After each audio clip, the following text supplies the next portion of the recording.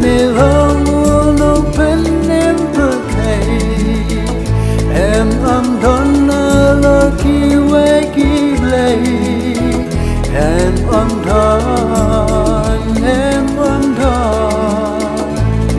để tăng ma me maruei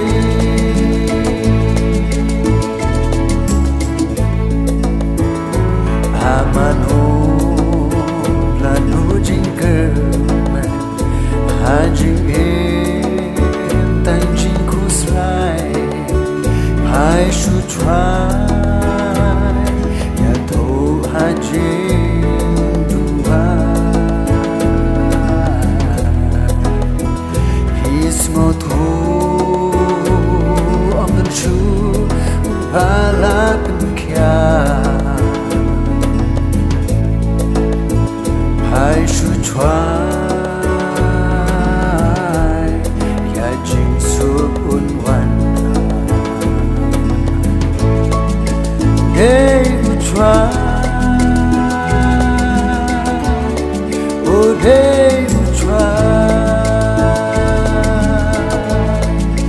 joy na ka jing ten oh they would try try me long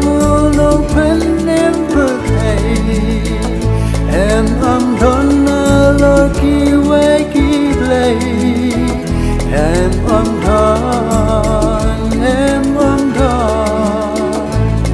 để tăng ma me maruei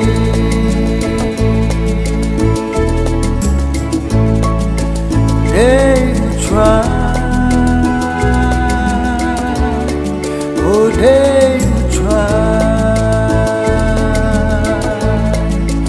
joy na ka jing ten oh they would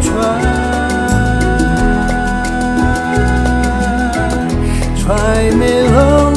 no pen em bơ thầy em đón lo ki we ki play em